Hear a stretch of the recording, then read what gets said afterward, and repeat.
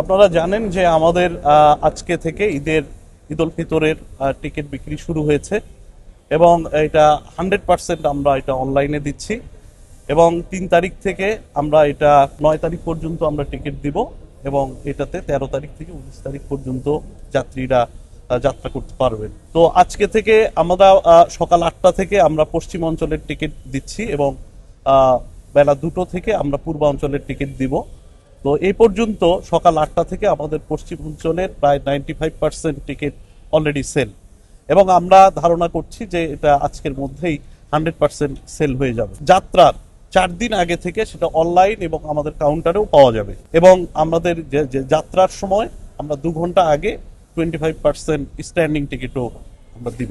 ছাদে ওঠার ব্যাপারে আমরা এবার অত্যন্ত কঠোর এবং আমরা এটা এক্সেসটা খুব কন্ট্রোল করব এবং এখানে আমাদের আইন শৃঙ্খলা বাহিনী আমাদের সাথে থাকবেন এবং আমরা কিছুতেই এটা অ্যালাউ করব না যে ছাদে যাতে কোনো যাত্রী ওঠে।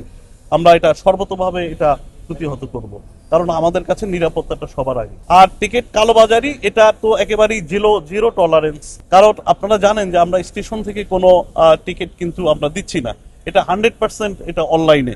তারপরেও আমাদের কাছে বিভিন্নভাবে খবর আসে, তো এটা হয় কি যে অনেকেই হয়তো টিকিট অনলাইনে কিনে আবার উনি দেখা যাবে যে ফ্রি মার্কেটে এটা আবার বেশি দামে হয়তো সেল করে। তো এই ব্যাপারে আমরা এবার সর্বোচ্চ একটা আইডি থেকে 4টা টিকিট তারা কিনতে পারবে এবং আমরা যদি দেখি যে একই নাম্বার থেকে বেশি টিকিট কাটার চেষ্টা করছে, আমরা কিন্তু অটোমেটিক এটাকে ব্লক করে দিব এবং এই ধরনের নাম্বারগুলো আমরা আইন শৃঙ্খলা রক্ষাকারী বাহিনীদেরকে দিব এবং তাদের বিরুদ্ধে তারা ব্যবস্থা নেবে। এছাড়াও স্বচ্ছতার জন্য আমরা যে আজকে যে টিকিট বিক্রি হবে তার সম্পূর্ণ লিস্ট, যতগুলো টিকিট বিক্রি হবে তার এনআইডি সহ আমরা টানায় দেবো এখানে, যে আপনারা এটা খুব ট্রান্সপারেন্ট, আপনারা দেখতে পারবেন যে কারা কারা আসলে টিকিট কিনেছে। তারপরেও আমাদের যেগুলো সার্ভার যেখানে আছে, যেখান থেকে এটা নিয়ন্ত্রণ করা হয়, সেখানে আমাদের আইন শৃঙ্খলা বাহিনী, র্যাব, ডিজিএফআই, এনএসআই এবং সকল গোয়েন্দা সংস্থাগুলো ওখানে খুব অ্যাক্টিভ আছে এবং এছাড়াও যারা বিক্রি করার চেষ্টা করবে তাদেরকে ধরার জন্য আইন শৃঙ্খলা বাহিনীর লোকজন খুব অ্যাক্টিভ আছে। অতএব এই ব্যাপারে আমাদের জিরো টলারেন্স।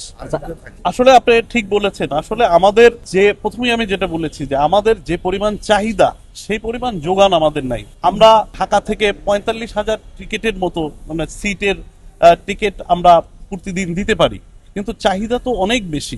এই জন্য সবসময় একটা স্কারসিটি থাকে, এটা নিয়ে একটা অসন্তোষ থাকে যে হ্যাঁ আমরা চাহিদা মতো তো আসলে পাচ্ছি না, আসলে আমাদের যোগান কম। তারপরেও আমরা আমাদের যে সম্পদের যতটুকু আছে এটাকে আমরা ম্যাক্সিমাম ইউটিলাইজেশন করব।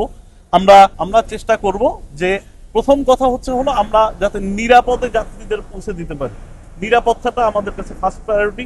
তারপরে হলো যে আমাদের যাতে আমরা অন টাইমে চালাতে পারি, এই জন্য আমাদের একটা একেবারে যারা আউটডোরে এবং ইনডোরে কাজ করে সবাই মিলে আমরা চেষ্টা করছি যে যাতে নিরাপদ এবং অন টাইমে আমরা যাতে যাত্রীদেরকে পৌঁছে দিতে পারি।